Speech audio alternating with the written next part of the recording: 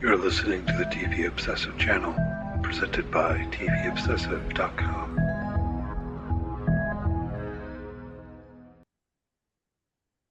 Okay, welcome back to the TV Obsessive Podcast. Here's today for episode 102.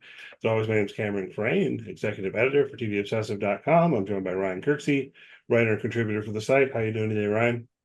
Really good today. The I think summer's well on its way here, not just in the seasons, but in the television shows. I'm very excited for the show we're going to talk about today, which may have a new theme for maybe you and I personally, which is just leave us alone, let us watch our television shows. I mean, I think that's Yeah. kind of what we're going to talk about. So how much do you relate to the Murderbot who just wants Yeah. to watch its stories? Yeah, we're gonna start talking about that show here today, which premiered on Apple TV Plus. Murderbot. So that'll be in the latter part of the pod. Hopefully, people are up to speed on that. We're going to talk about the first two episodes, which is what came out. They're each half hour long, which I think will continue to be the case moving forward. First, as per usual, though, talk a bit about what's been in the news and what we've been watching. Otherwise, this week it's May 16th. Um, what else you been watching, Ryan? You want to talk about Andor? Everyone's talking about Andor except for me. Yeah, yeah. I mean, I know I've talked about this before, and I don't usually like to belabor things if we've mentioned it, in podcast past, but I need to take the ball for a few minutes and just let me dribble for a little bit on these last few episodes and the end of this two season show. Somehow a show can both simultaneously ruin Star Wars and save Star Wars at the same time. Yeah, In one sense, it is so much of what's happened in Star Wars lately, particularly the television shows, has been, some half-hearted stories just built around lightsaber battles and cameo appearances of things that bring some nostalgia, and just not really for even those of us who are the diehard Star Wars fans. But then you get something like Andor that has so good and has ended so well, even when you knew exactly what the ending was going to be, leading directly into a movie, it, it sort of showed us what Star Wars could be, but both at the same time, I don't know if it can be duplicated unless you bring this yeah. exact same group back to do another show. It's just it is. I know this is not a new take. Everybody out there is talking about how good it is, but man, how timely and how relevant this show was, and just I'm just frankly blown away at how well it ended and how I mean, just seemingly perfect these two seasons were, and I can't recommend it enough, even to people that are not Star Wars fans, maybe as much as they once were, like yourself. Yeah, was it like a call myself like an erstwhile Star Wars fan or something like Yeah, that? I continue to be tempted to watch Andor because everyone keeps saying how good Andor is. I don't know. I really did make a pretty conscious decision to quit Star Wars yeah, after the second what would you call it? The sequel trilogy? Is that what we call it? yeah. Um, and then I did watch Rogue One because I saw a bunch of people saying like, "Oh, Rogue One's really good," and I didn't like it. So I don't know, man, but it's still out there for me.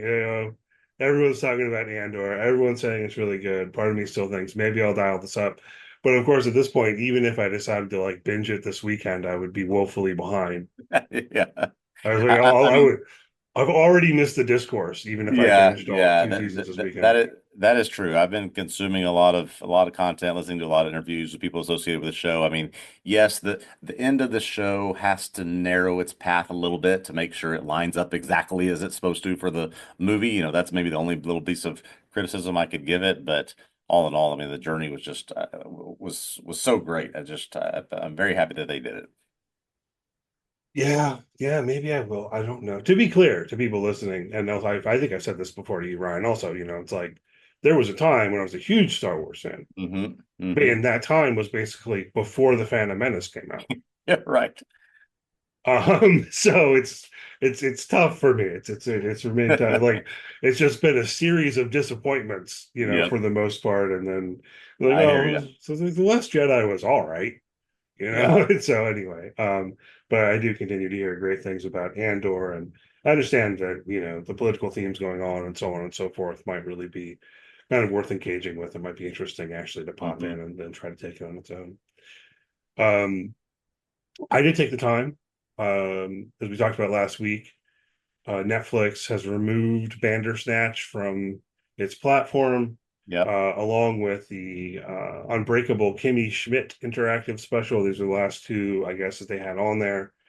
I want to mention briefly before I talk about Kimmy Schmidt, because I went and watched it, Yeah. but or played it, or whatever the right term is. But I heard like some rumors or something almost that Netflix was going to put these things back after they switched their UI, but I don't think that's true, because it seems like everything official I've read is saying that they pulled them because they're not compatible with the new UI. Okay. Okay. So I don't know on that front. You know, it seems like at very least, yeah, if because people are expressing their upset and discontent about this, right? Right. So it does kind of seem to me like if Netflix really truly did plan to put Bandersnatch back and Kimmy Schmidt back, that they would like say so more explicitly. So I do kind of think these things are gone. With the Kimmy Schmidt one, I guess I actually saw one of the writers on Blue Sky, and apologies, I didn't make a note of this person's name, but they were lamenting, you know, what was going on and talking about it a bit, and how proud they were of their work on it and so on.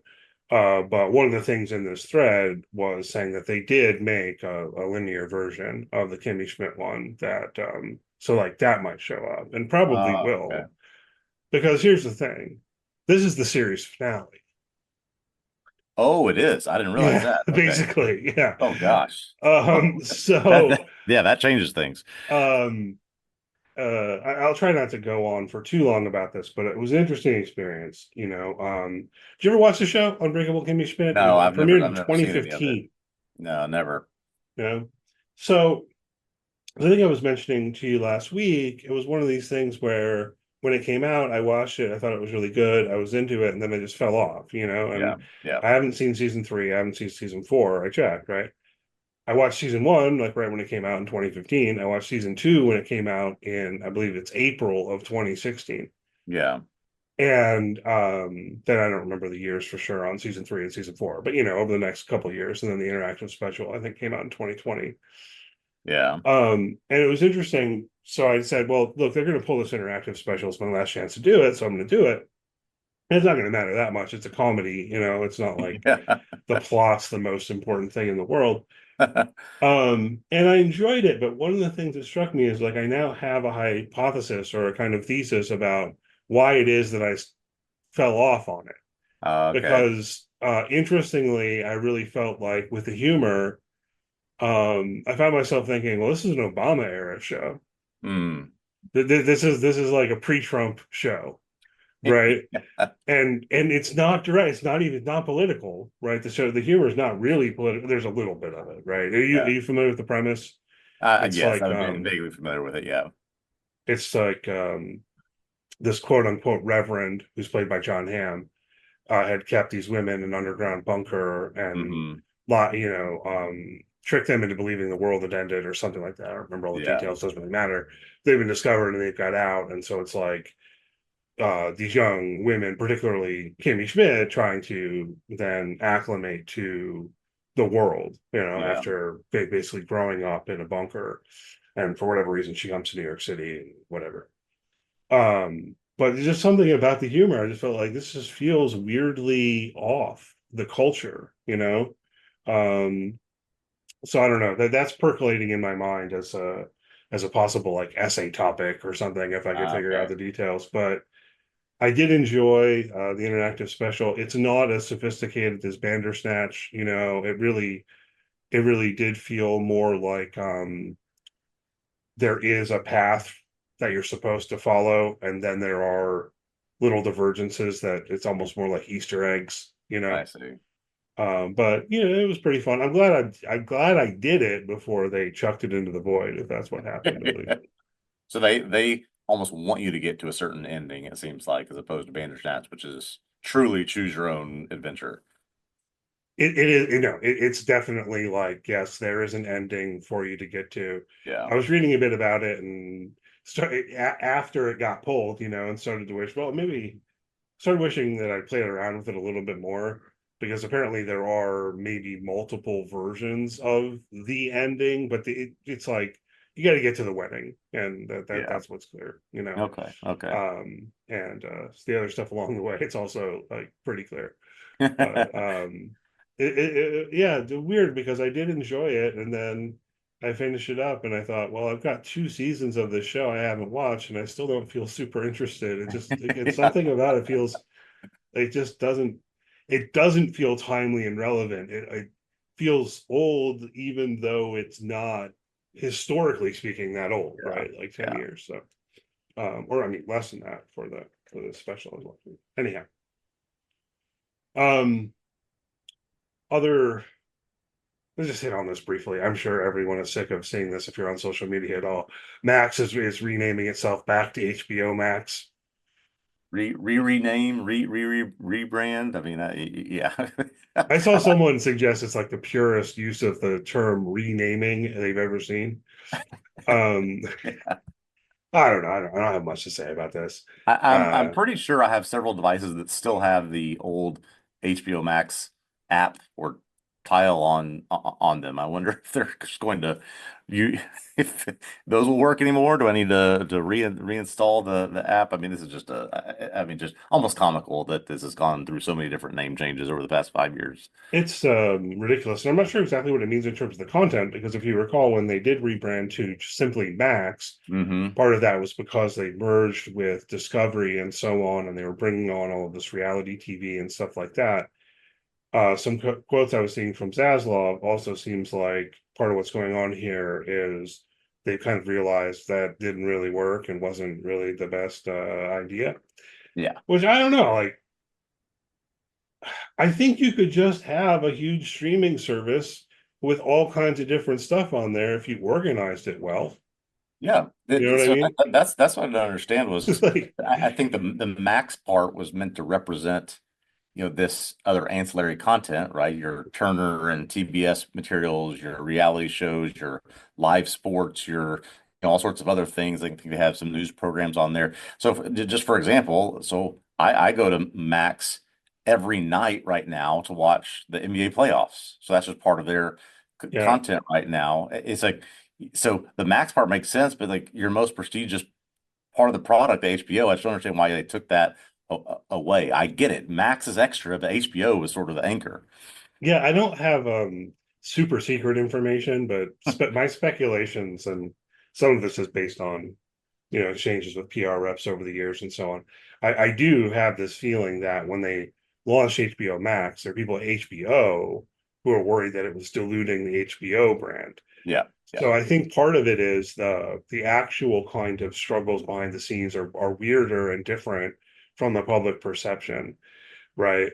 Um, because most people don't understand or care about this kind of behind the scenes branding stuff at all, and they yeah, just yeah, thought of HBO Max as HBO streaming. yeah, Anyway, I don't know why they didn't just call it HBO Plus. yeah. Just like everybody else, just They just get in line. just follow everyone else. It's got to be a plus. Just do plus. What are you doing? Anyway.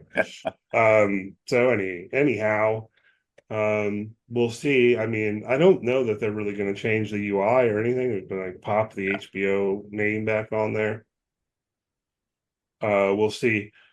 Speaking of HBO, the update on Night of the Seven Kingdoms is an unfortunate one. We're not going to get it quite as soon as perhaps we'd hope. It's not going to be till 2026, I guess. Yeah, they had promised that. Promised. I mean, I don't know for what that's Yeah. worth. It was in materials saying that this show, this new Game of Thrones spinoff show, Night of the Seven Kingdoms, would come by the end of 2025. They have come out now and said that will now be 2026, which is odd because they were trying to set up okay, we've got a Game of Thrones show every year. Every other year we'll do House of the Dragon. Then in alternate years we'll do Night of the Seven Kingdoms for however long that's worth. I think more than anything, I'm just upset because Cameron, I bought these books and I read them, and now I just, I got to wait to see, for probably another year to see these things. But that may line up to where Night of the Seven Kingdoms and House of the Dragon both come out at some point in 2026. Yeah, and of course we don't know. I don't think there's more detail than just the hey, it's not going to be until next year of it all here. So production delays of whatever kind, but maybe it comes out in like January. Yeah, I mean, that's right. That's right. so we don't know for sure on that. Um, you'll remember the books. You can Yeah, I know. Coming sooner, we're excited about this. We got release dates for, well, a couple of FX shows to mention. Of course, we are excited about The Bear, which is June 25th, I believe. Right. Yes, Ryan will be writing on that again. We're gonna have to figure out some way to talk about it on the podcast again. I mean, like I this is where we agree. started and so on. Yeah. So we'll figure out some way to fit that into our schedule on here. The Bear season 4. They also gave a release date for the Alien Earth series, which I want to say is August. I think August 12th, I believe, August is when that's 12th. coming. Yeah. Yeah. So I'm looking forward to that. I'm definitely going to check that out. And I don't know, maybe I'll write on it if no one else wants to, or we'll see. I think someone should pop in. I don't know if it would be weird for me to write on it when I haven't seen like the last 2 or 3 movies. Yeah, I think that they are they've referenced that basically what they want you to know is they want you to know Alien and Aliens. Pop this in the middle of it, and you'll be good. Yeah, that would be fun. That'd Yeah, be fun. I mean, I've seen Alien and Aliens multiple times. They're both exactly. great films. I mean, the first one is still the best one, and don't fight me. But the second one is also very good. I mean, it's almost like, in my mind, it's almost 2 different genres, because the Yes, first one is this wonderful horror film, and the second one's much more of like an action thriller. It's still kind of scary because it's got yes, monsters, but yes. um, I like the simplicity of the first one, where Yeah.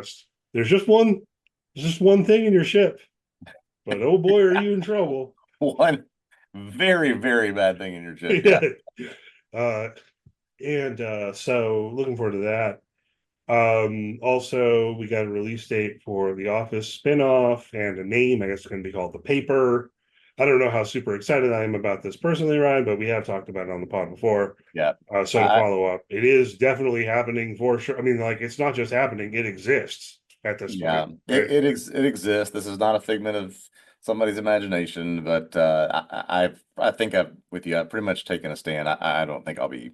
I mean, unless news just comes out that this is the best comedy that's ever been produced, I don't think I'm going to be watching this. I just there are some things that I revere so much that I just don't want to. As we talk about diluting and watering down, I just don't want this to be a part of that universe for me. Yeah, I don't know. It's definitely at the level for me where at most it might be a matter of me deciding almost on a whim one night to see what it's like, Yeah, yeah, yeah, and then I might not do that. I've had similar thoughts about a few other things in recent years, including the Night Court reboot, yeah. which has been canceled now, apparently. Yeah, and let me say now here, this will fit in, I guess. There's a whole bunch of stuff in the news this week that we're not going to talk about, because I guess, yeah, like basically I don't care enough, don't think it's interesting enough. But there are a number of renewals and cancellations and all that kind of stuff. Really kind of a busy week with the TV on the TV news front, with the networks doing their upfronts and stuff like Mhm. that. So just a note, if people are curious, it's a not a bad week to pop over and read the trades or whatever. And particularly if you're a fan of some of these network shows, Yeah. because I mean, I saw things that were being renewed. It didn't surprise me that they renewed like Law and Order. It Yeah, kind of of course. surprised me that they're going to do like a Law and Order Criminal Intent Toronto. I mean, that sounds like a 30 Rock That one joke or something. I did not see that one. No, wait, now Um, you're making that up. You got to make that. I'm not making it up. It's a real thing. It's a real thing. Um, I was going to mention something else off the cuff there, and now it slipped my mind. Anyway, there's a bunch of stuff. The Suits, they canceled Suits LA because Oh yeah. apparently it wasn't sufficiently like Suits. It's like these I networks think execs don't understand that people just want it to be like more Suits. Don't give me something that feels different in the Suitsiverse. I think that the combination of yes, a little bit too different from the actual Suits, plus the combination of we can't just sit at home because of the pandemic and binge all day long. Just yeah, this did not catch on to people and canceled after one season. Yeah. So other things. Kristen Ritter is going to join Daredevil Born Again season 2 as Jessica Jones. We're excited about this. Yes. Yes, very, very much so. So, if we recall the Netflix series, the collection of the Defenders, we all know about Daredevil, Christian Ritter with Jessica Jones. There was the Iron Fist show, which we pretend will not exist, and then there was the Luke Cage project. There's still some debate about there whether or not Luke Cage or Iron Fist will join Daredevil season two. Christian Ritter has confirmed that she'll be back as Jessica Jones. I think the ending of this first season of Daredevil Born Again has set up well how she can return. And so, yes, if you told me pick one of the three to come back, I mean, 100 times out of 100, I would have picked Jessica Jones. Yeah, I was realizing though that there were multiple seasons of that show. I don't know, Hmm. man. However, the timing worked out when it's like I kind of stopped watching everything after the Defenders, I guess. So I've only only seen the first season of Jessica Jones, but I thought it was great. Yeah, yeah. I really thought it was great. Of course, a good amount of that was David Tennant. I Yeah, mean, Christian Ritter's great, but like not just the fact that I'm a fan of the actor David Tennant, but his character in that show. Name the character's eluding me at this point, but it was really just like it's like, oh man, this is a great kind of exploration of abusive relationships in the yes. context of a superhero narrative and so on. Yeah. So I don't know if I need to watch like, do I need to watch the further seasons Yeah, of that's a Jessica good Jones? question. I went back and watched a lot of the three seasons of Daredevil before Daredevil Born Again came out. I think I knew it enough. It didn't necessarily provide a whole lot of new color. I sort of understood what was happening, but it's been so long since I've seen uh Jessica Jones, and frankly, I don't remember much of the second season. So I may go revisit those ahead of what comes what's probably going to be a year and a half before we see Yeah, Daredevil again. But yeah, I think I'll revisit these. yeah, I might do that too. Are they? Is it on Netflix still, or is it on Disney Plus now? Or I don't I even know where to find think they things. have tried to move all of that over to Disney Plus, if I'm not mistaken. Okay, I'll look for it. We'll see. It's gotta be on one of those, right? It's gotta be Yeah. on one of those. Let's see. This is a pretty brief note. I watched the beginning of Shrinking and decided it wasn't really for me. I don't think. Did you ever get into the show? I've watched a couple Shrinking? of episodes, but sort of like you, I did enjoy it. I'm a big fan of Jason Segel, but yeah, just didn't quite catch on. Yeah, I know some people really love it, and it just Hmm. kind of ultimately didn't really grab me. I get it. Like, I Yeah. understand why you want to watch this show and like feel good about humanity or something. And I don't usually want that, I guess. But anyway, Michael J. Fox is going to be in Shrinking season three, and I thought, oh, that's really cool. No, that's Yeah. heartwarming, and like I'm beyond anything, almost just like happy that he's up for it, and able to take on this role, however small it is. I don't think know it's going to be a huge role, Yeah, but I don't think he can do starring roles anymore. But I did find this note quite interesting that the showrunner uh for Shrinking is a guy named Bill Lawrence, who apparently was the director when Fox finished his time on Spin City back in 2000. He just decided he couldn't do that full time anymore. So there's some relationship there that's continued. He's convinced him to come back, at least in some sort of small guest star arc. If it's not too far outside the realm of being able to understand what's going on. I mean, I think that's might be something that if it's 2 or 3 episodes, yeah, I'll probably go check those out. yeah, I don't know. I mean, I think Shrinking is pretty narrative, Yeah, yeah, so mm, I'm not opposed to watching Shrinking. You know what I mean? Like, if I were in the context where I had a girlfriend who wanted to watch it or something, I would. I just don't know that I'm going to pull it up for myself yeah, to yeah. work my way through it. But it is. I do think it's really cool that Michael J. Fox is going to be on it. Um, and I think our last note, which I did have as well, Hmm. this news about the Buffy reboot. We got some casting information.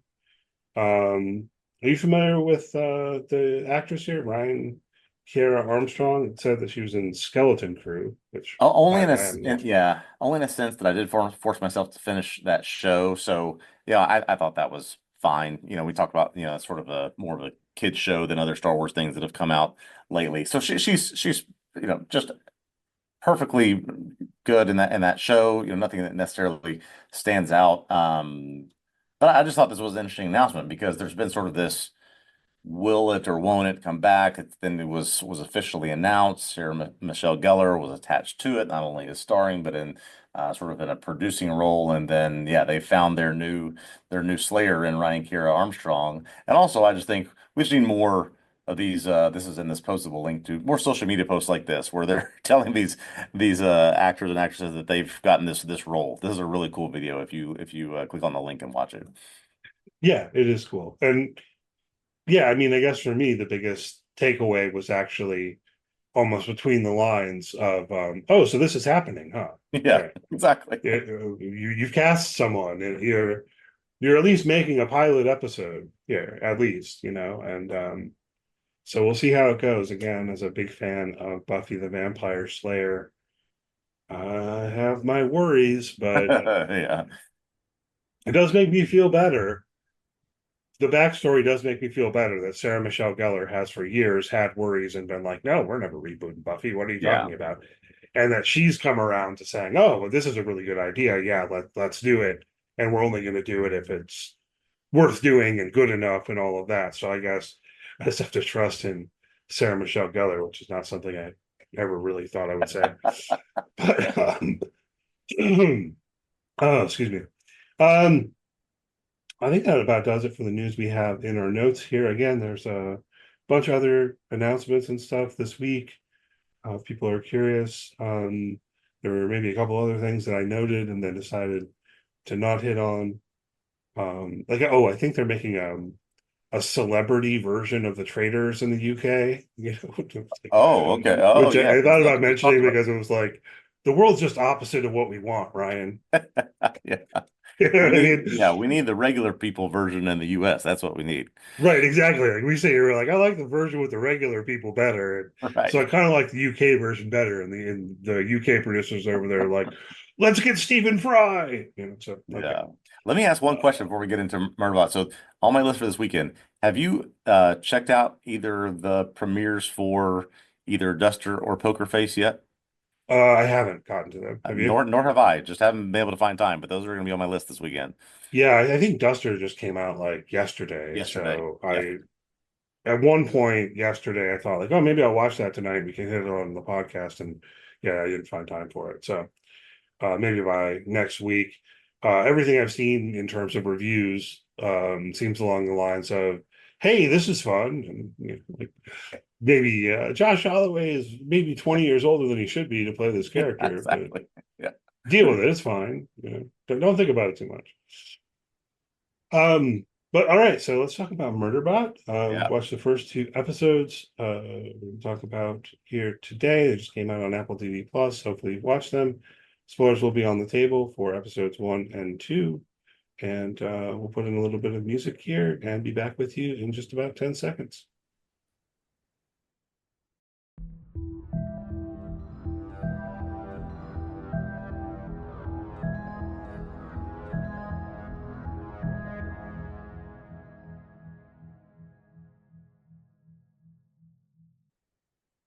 Okay, we are here to talk about Murderbot on Apple TV Plus, which premiered today, May 16th. We're talking about episodes 1 and 2. Episode 1, Free Commerce. Episode 2, Eye Contact. These are both written by Chris Weitz and Paul Weitz. Episode 1, directed by Paul Weitz. Episode 2, directed by Chris Weitz. In terms of summary, Alexander Skarsgård plays a robotic security unit, or sec unit, that has grown tired of protecting humans, but its governor module requires that it obey all human commands. Eventually, the sec unit is able to overwrite the module and gives itself the name Murderbot. To avoid capture and being destroyed, Murderbot hides this information, instead filling its time watching television and waiting for its next assignment. The Preservation Alliance, which does not actually believe in using sec units because they think it represents slavery, reluctantly rents Murderbot so that their terraforming project on their planet will be funded. When two of the human members of the mission are injured by a giant alien before Murderbot can get rid of it, Dr. Girthing, another member of the team, suspects something is wrong with their sec unit because it displayed empathy and compassion for one of the injured team members. The planet that the Alliance is working on proves to be very glitchy and has problems correlating to their maps, which the team can't exactly explain. The team tries to make contact with another survey team, but we learn that they are all dead on the other side of the planet.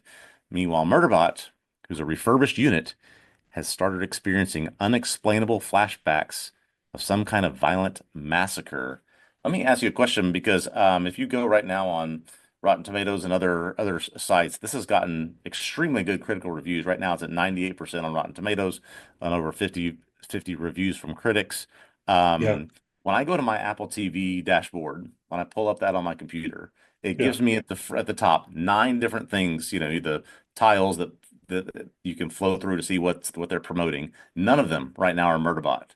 So I'm curious why this is getting such critical reviews, and yet it doesn't seem like if you go to Apple TV Plus, they're really pushing this very, very much. I enjoyed these first couple of episodes. Curious your thoughts and why you think, well, this isn't quite caught on into the conversation yet. Yeah, I don't know. I mean, it just because it just came out, there is always a difference between critical acclaim and popularity Yeah, potentially. yeah. So, do people check it out? Does it gather steam on that more popular front? We'll see. I wouldn't be surprised. I think that people Yeah. like Alexander This is Skarsgård. going to really have to rely on word of mouth if Apple's not going to give it the, studio, your friends and neighbors, Ted Lasso treatment. Yeah, we'll see. I mean, they're always a little bit odd with this. I think that I mean, of course, what they want is that critical acclaim and positive reviews, and I've certainly seen a number of them. And look, I enjoyed the first two episodes as well. I did write on them for the site, by the way. I don't know to do that. Oh, but so I did write an article on TVObscast.com. People can read if they want to go check it out. And I'll probably go ahead and continue writing up little recaps week to week. We're going to be talking about it on the pod, and um so I guess what I was on the path of saying is, while I enjoyed the first two episodes, I really kind of hope that it gets better. Yep. And seeing these good reviews does make me a bit more optimistic that it will get better. Yeah, and I must say that the reviews, if you just, for example, use Rotten Tomatoes, the reviews are for the season. Yeah. I think a lot of people like us got full season screeners for this, and so they have given it a full review. And I saw several that said, "Well, you really wait for the ending, you're going to really be happy with where it goes and how it comes to a conclusion, at least for the first season." So a lot of sort of similar sentiment in that regard. Yeah. So looking forward to seeing where it goes, right? Just holding myself, as I believe you do as well, because we're talking about it on the podcast and so on. I haven't watched ahead. So, but yeah, as you say, a lot of those reviews are based on the whole season or what Yeah. have you. So I don't know. Let's start digging into it. I definitely think there are interesting conceptual, like philosophical type questions at play. But maybe a good place to start is just with the humor, because I do think the show is quite funny, but in a Yeah. distinctive kind of way. Any thoughts about that? Yeah, it took me a while to I think to understand how they're going to make the humor work in this show. There's some sense of humor amongst the engagement of the dialogue amongst the characters, but a lot of it is just sort of the inner monologue or narration of Murderbot, of Alexander Skarsgård's character. We may have talked about this before. I'm not usually a big fan of narration, but I think Yeah. I'm moving past that to the point that this is not necessarily, yeah, there's some narration and exposition, but this is more just really dry, witty inner monologue of what this sec unit is going through and the things that he's facing. And so I've kind of, when I first watched the episode and thought, oh boy, this is going to be a lot of this kind of stuff. By the end of the second episode, I thought, okay, yeah, I can get on board with how they're framing this. Yeah, and you need it. I don't think there would be any way around it. Um, it's interesting insofar as it's not really, I don't know if it's not really breaking the fourth wall. It's Yeah, not like Murderbot is talking to us, right. right? It is talking to itself. It's like Yes. this is, Yes. as you say, I think correctly, the inner monologue. Um, and yeah, the one moment that sticks out to me is when the guy forces it to make eye contact and says, Mm. "Yeah, it's not so bad." It was terrible, or whatever. So Murderbot just wants to watch its TV shows. It doesn't really want to have anything to do with humanity. It's named itself Murderbot, but doesn't go through with any of the kind of fantasies of killing everyone and stealing a spaceship because it realizes that's not going to work out so well. Um, Thoughts about that whole kind of, I don't know, like how much do you relate to Murderbot here? You know, humanity's messy and their emotions are messy, and let me just watch my stories. Yeah, I can't tell you, how much it made me think about this sec unit, this Murderbot being a stand-in for, boy, they're just, the more I watch people, the more I just don't want to be around them. The more I just, want to say, all right, I want to insulate myself with my community or my family or whatever it is, and just, have it really hits on these themes of, man, it's messy and it's hard to be out there and try to interact with people and try to be someone who's involved in things that, we know that he clearly doesn't want to be a part of this group. He doesn't want to do the things that they're asking him to do. And so, yeah, you just, the more you can try to take those steps, it relates a lot to this idea of, man, it is it is messy to be a person. And he's removed this sort of authoritative thing out of his brain, and now he can do whatever he wants. But even though we can do whatever we want as well, that is not often how our how our lives work, right? We have to follow certain parameters and guidelines. Yeah, so being caught up in, particularly as a security unit, Hmm. the responsibilities that come with that, right? Yeah. So these human beings are going to do something very stupid, but there's no way for Murderbot to keep them from doing the stupid thing. Yeah. Rather, is going to have to go along and try to protect them from their own stupidity, because otherwise, it might get melted down for parts or whatever, Right. right? Exactly. And I think it's quite an amusing setup. I do want to note, Ryan, I don't know. This is based on a series of books, right, by Martha Wells. And it is my understanding that Murderbot's pronouns are its. That's right. Good So point. for Yep. the TV Yep. series, of course, you have to cast someone, and they did cast Alexander Skarsgård. So I don't know. Respect the pronouns of the robot. Of Um, the futuristic fiction robot. Yes, exactly. Got it. but I don't know. I mean, I guess if I feel like it's worth making that note, it's because with the fandom of the book series and all of that, which I haven't read the books, but to my understanding, it is something that people care about. Yeah. That Yeah. Murderbot does not have a gender. And also it seems like there is commentary long before this series came to be, but through the books that the sec unit is also coded as autistic. I don't know if we necessarily got a sense of that or if that's supposed to come out throughout the course of the show, but there are, a very vocal and protective community that's how it's built and designed as well. Yeah, and I guess I'm not positive whether that is like stated explicitly as a Right. connection or just how people interpret it, but I definitely see why you would interpret it along those lines, Hmm. right? Hmm. Including the stuff about not wanting to make eye contact, the awkwardness of the social interactions, Yep. things that are hitting on that front, which I think is interesting. And sorry, I almost said something about another show, but I shouldn't give spoilers for this Okay. other show that I'm writing on that people haven't Yeah, I seen the don't know episode that. yet. Um, but yeah, lots of autism stuff in my life this week. Um, but I do think that that's interesting. And whether we're thinking about autism or neurodivergence or not, whether we're directly engaged with that or not, I did get thinking here about a kind of interesting question that Murderbot's presenting insofar as, on the one hand, Murderbot, doesn't want to engage with the messy human beings, Hmm. but it does want to watch the soap operas, basically, Yes. right? Yes. Um, so it kind of got me thinking about the difference between our, I feel like, real life social interactions and Hmm. our parasocial interactions. Yeah. Yeah. I don't know. Any thoughts about that? I don't quite have a thesis formed or anything as Yeah, of I'm yet. trying to think about how I often just try to related to things personally. It almost seems like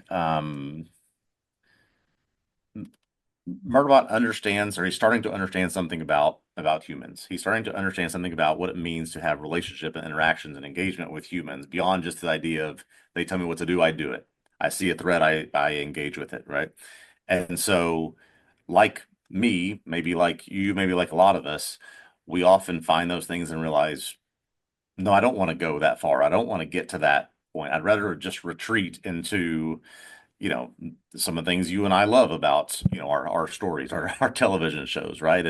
And I find myself, particularly after the right now it's Friday afternoon, we're recording, we've all done our things for work, we've done our things socially.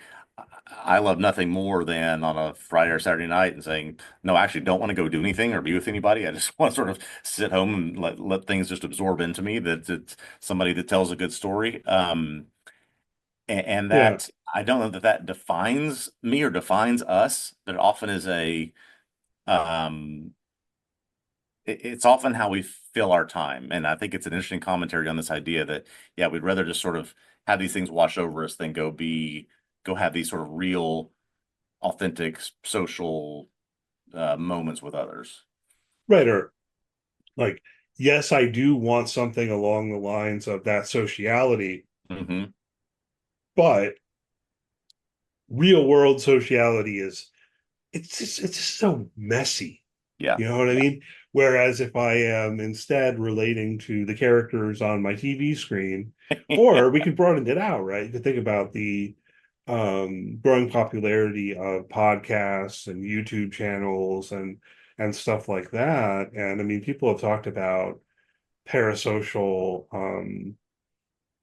interaction. I think that's the term, parasocial interaction, for quite some time. Hmm. But I recall when I first read about this when I was in college back in the late '90s. The examples were, people who would write letters to soap opera characters and stuff Yeah. like that. But and then there have always been examples though, people kind of making these attachments with news anchors and stuff like Mm-hmm. that. Like I remember my grandmother would always say that she was going to turn on Peter Jennings, right? Yep. Like Yep. that's how she would refer to it, right?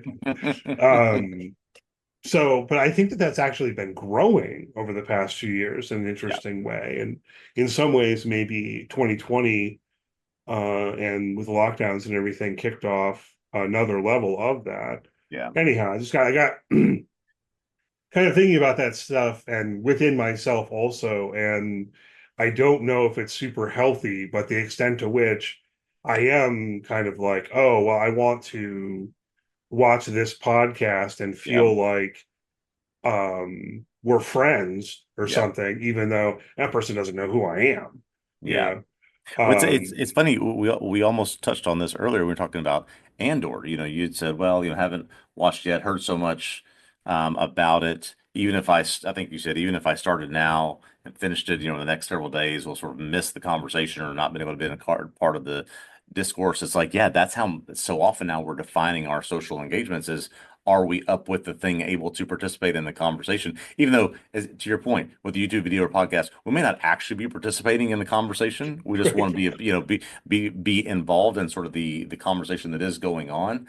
And that's how I think more and more, to your point, since 2020, I even see this in one of my kids from time to time.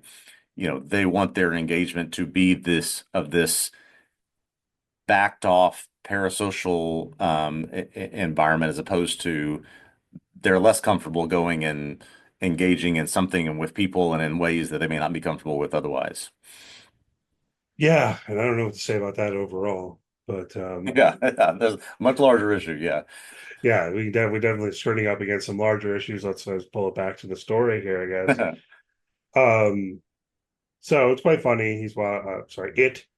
See, Yes. I'm trying to attend to the Yeah. pronouns, but it is difficult. Murderbot, watching its stories. Do you want to talk at all about the fake show and Clark Gregg's in there? I don't know how much we're going to see these actors in the future, but it feels like Yeah. they might keep popping up as Yeah. Murderbot's watching it.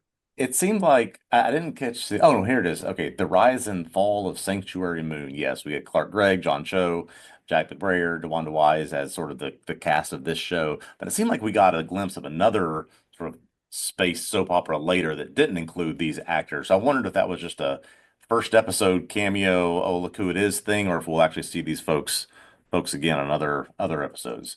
Yeah, I don't know. I mean, it definitely doesn't seem like Murderbot just watches one show. It tells us it's watched Right. like 17,000 hours of content or whatever.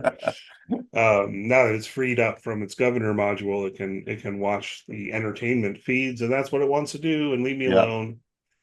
Leave me alone. So the stupid human beings are doing whatever. I don't even know what their project is. You said something about terraforming. So they keep talking about terraforming. Uh, It's almost like exploratory or trying to map something or trying to basically just discovery, just if you use a general term. But they have geochemists, they have terraforming experts, they have all sorts of these different people.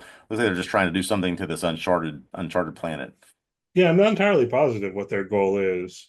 I know there's a mention of terraforming, but I think in part it's because the Mensa character, I think, says she has a degree in Yes. terraforming, right? Has that little back Yes. and forth with the other character who has a degree in whatever geochemistry or whatever it was.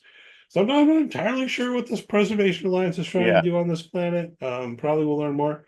But they're involved in their little excavation dig or whatever, and Yeah.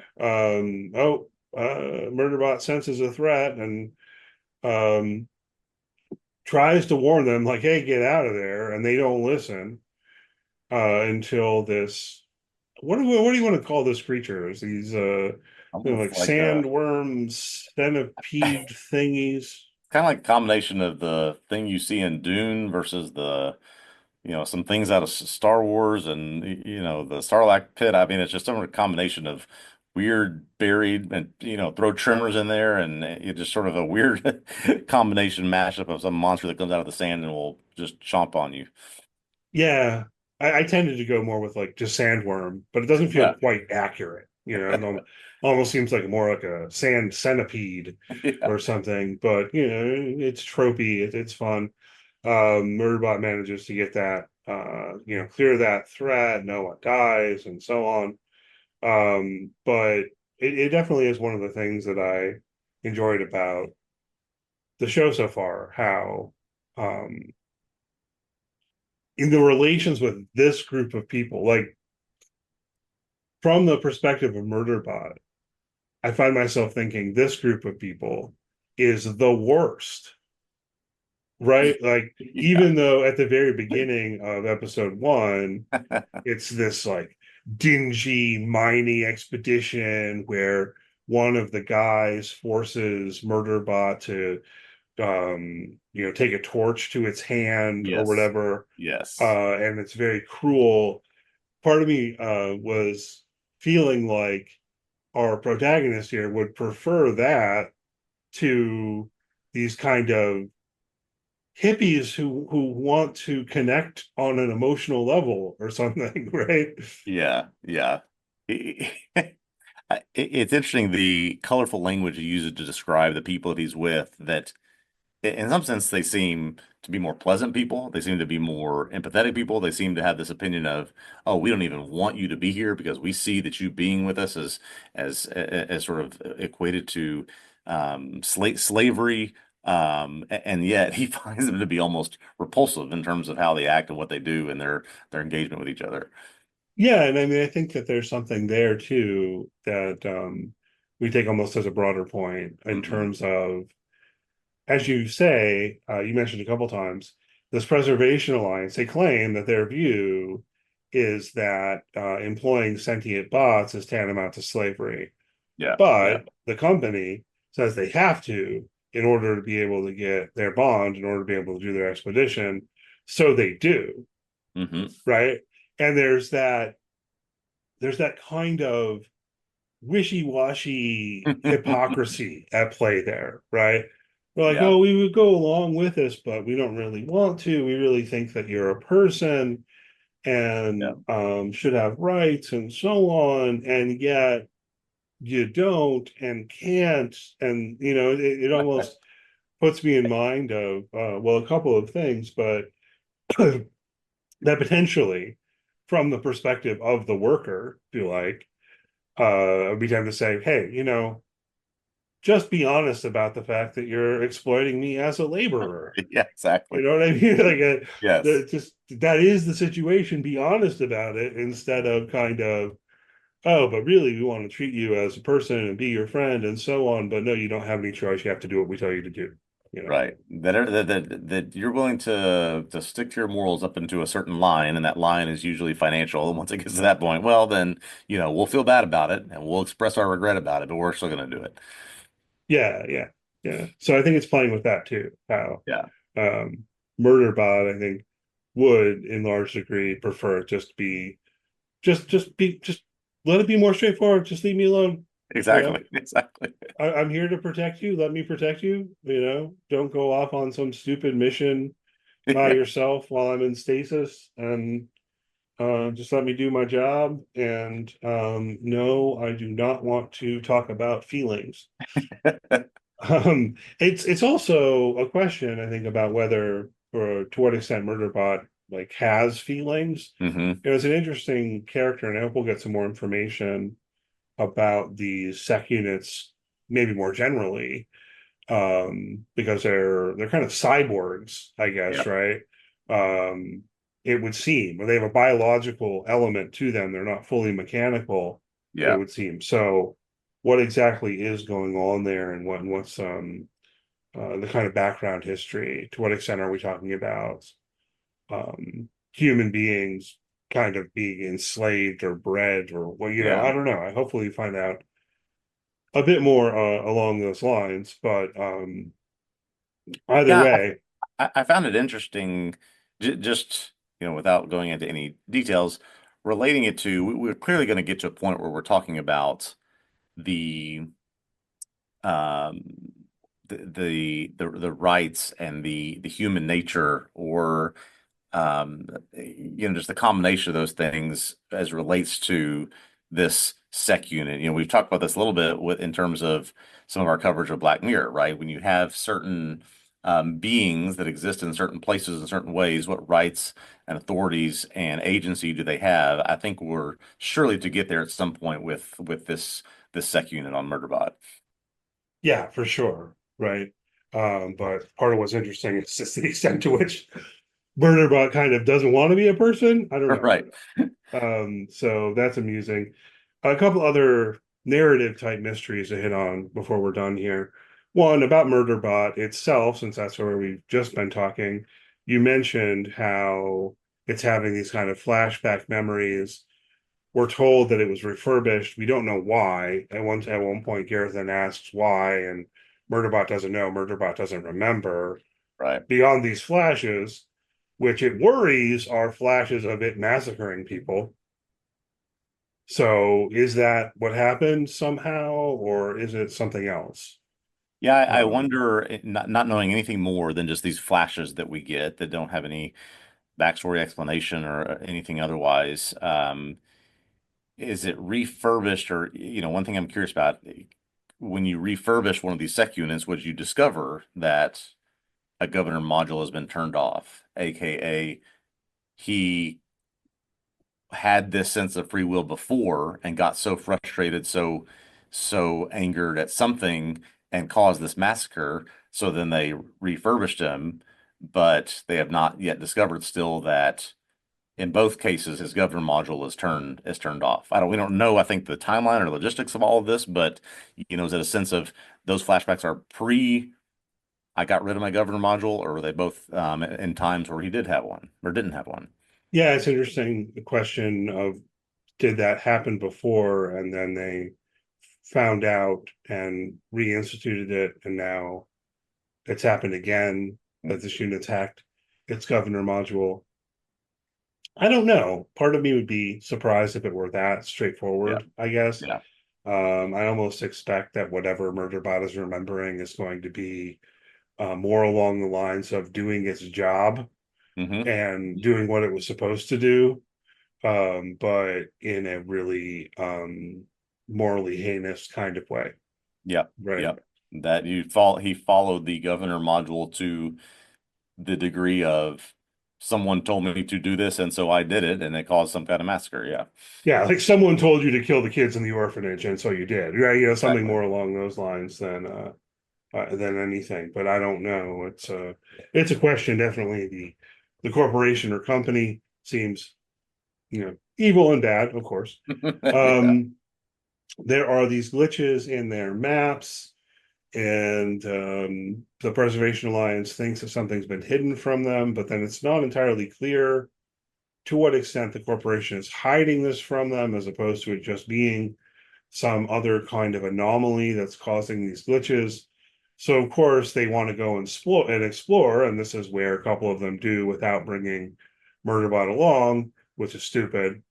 But then the sand centipede thing it's been attracted to this crater somehow, and it doesn't attack Mensa. Instead, it goes into the crater and then immediately dies. It would seem like yeah. there's a bunch of these sand centipedes around this crater. So what's going on there? What's in those craters? How is it causing the map glitches? There's some mention of alien technology and some thought in the background of like ancient aliens, and Yeah. we really are only kind of skirting up against these questions in the first two episodes. Yeah, I was gonna say this may be one of those instances where we feel like we need a little bit more of a foundation or a scaffold of where we are and what we're doing exactly, right? We sort of understand what you're doing with Murderbot in a sense. We can build that out to tell us why we're here and what we're trying to do while Murderbot's sort of figuring out his existential crisis.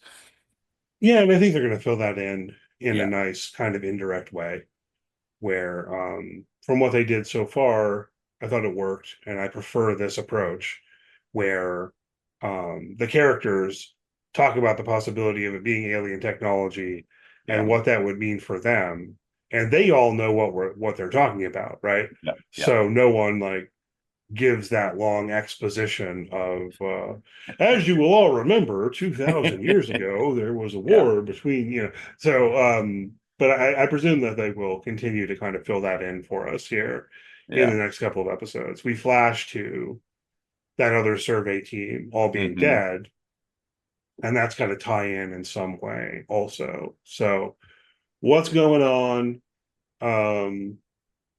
What is the goal of the Preservation Alliance on this planet? I think we don't quite know that either. Yeah. What's Murderbot's backstory? These are what are striking me as the big questions here coming out of the Yep. first two episodes. Yeah, absolutely. There are some, I think, major narrative questions, and then some real interesting character exploration things, as much as you can with a sec unit that's decided it wants to free of its break free of its governance. Yeah, there's a question there too that we haven't quite hit on, right?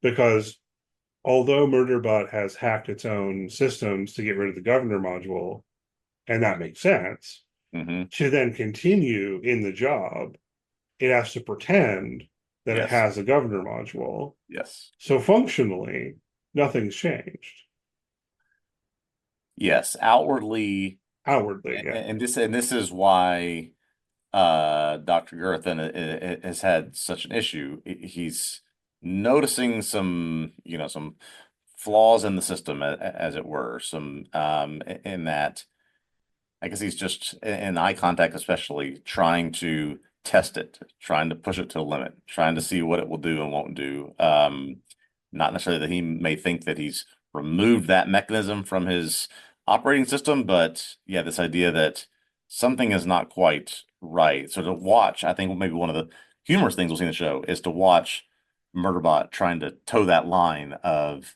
not having it, but having to follow orders anyways. Yeah. And I think that's one of the things thematically that could get us thinking about autism and so on, Hmm. like that, quite masking and that kind of thing. And or to take it sort of more philosophically in a way about a question about free will, Yeah. say, okay, well, at the beginning with the governor module, you really truly don't have free will, but now you do, but you still kind of don't, because as Sartre would say, hell is other people, right? And Right. other people have those expectations of you that you still have to navigate, and particularly for Murderbot in this scenario, it has that fear that if it's discovered that it has disabled its governor module, that then it's like going to get melted down or whatever, right? Yeah. So that's no good. So I have to pretend that I am normal. Yeah. Yeah. It would be interesting to see if how far they stretch that out, that Murderbot has a binary option. I can either be destroyed or I can pretend that I have a governor module and do everything that I'm asked to do. Or is there some choice that has yet to be revealed that he can use in some way to help him achieve whatever it is that he wants? I think that's one of the probably interesting subplots that we'll see here. Maybe not this season, but if it gets a second, again, we're not sure, haven't read the books, don't know the source material, but could be multiple options out there for him, for it. Yeah. I mean, I definitely think it sets it up for the overall character arc to be along these lines of, well, Yeah. how do I really become free to Yes. be who I am? If you Right. like, when who I am is Murderbot here, right? But Yeah. So interesting stuff. It's funny. Yeah. I enjoyed it. Presumably, people who are listening have watched it already. If for some reason you've been listening to this and you haven't watched it yet, I think we both would recommend it. Go check it Yes. out and catch up, and we'll continue talking about this show week to week here in the coming weeks. Anything else you want to say about this one or two before we wrap up here today, right? No, I think that about covers it. Two nice sort of stage setting episodes, and yeah, we'll get episode 3 next week. All right, sounds good. So thanks as always for listening. If you enjoyed the podcast, please do leave a good rating, review, all that good stuff. If you're on YouTube, hit that thumbs up, subscribe to the YouTube channel. I greatly appreciate it. You can check out TVObscast.com and find articles from me there on Murderbot, or just one article at this point, but there'll be more in the future. And also written work on all sorts of other TV shows, and encourage you to check out the site, look around, and so on. You can follow TV Obsessive on social media. If you search for TV Obsessive, you should find us on whatever platform you're looking on. And we'll be back with you next week. All right, looking forward to it.